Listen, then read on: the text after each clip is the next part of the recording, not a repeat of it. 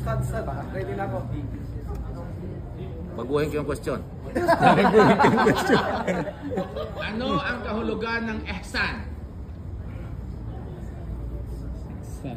Ito. Pinakamataas na... Yung kahulugan niya. Sige, kaya mo yan bro. Malapit na, nandoon na. Nandoon na. Ano ka, nanalo ka na eh. Nanalo na eh. An ta'budallaha ka'annaka tarah, fa in lam takun tarahu fa innahu yarak.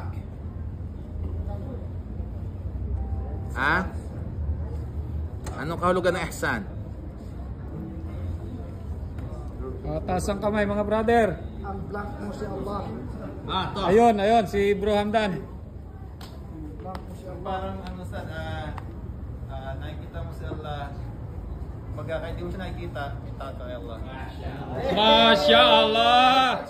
Masya Allah. Ayan. Ano kayo sa palagay nyo? Makabuti kayo sa atin magpakita si Allah sa atin dito sa mundo? Mga kasama. Always up. Mga kasama. Bakit masama? Sino nakaalam ng sagot? Bakit masama makita si Allah dito?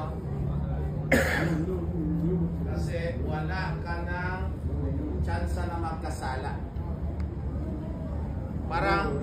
Parang ako teacher, mag-exam ako sa inyo. Okay? Ang exam is 1 to 100.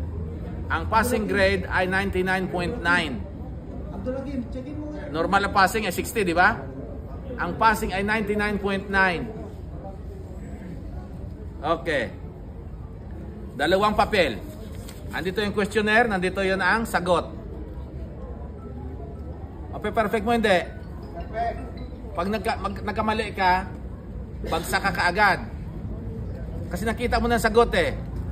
Nakuha nyo? Kaya kapag nakita natin si Allah rito, pag nagkasala ka, wala na. Impyerno ka na. Kita natin siya sa kabilang buhay sa paraiso. Kung papasok tayo. Okay. Sino nanalo? Si Hamdan, Bro Hamdan. Sunod na tanong. Next Sunod question. na tanong. Okay.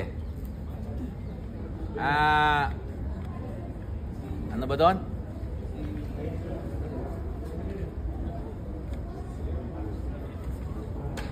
May isang tao, hindi pala. I-define ang tunay na kahulugan ng taong malakas. Sino ang taong malakas? Sino?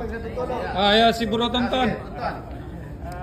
Yung kaya kontrolin ng kanyang galit.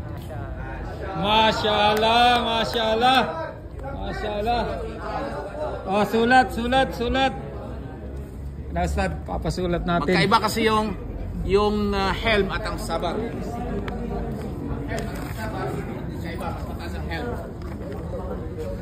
Bro, anong oras na?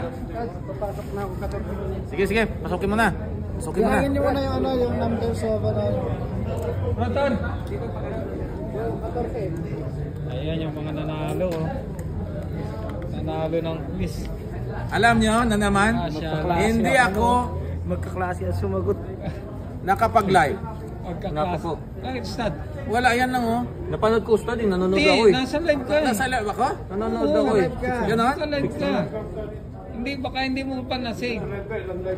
Nanonood ako Ustad eh. Doon. Sa mic up. Masya Allah. Magkaklase ang pumasa sa pagsubok. Lahat ng mga brother. Alhamdulillah.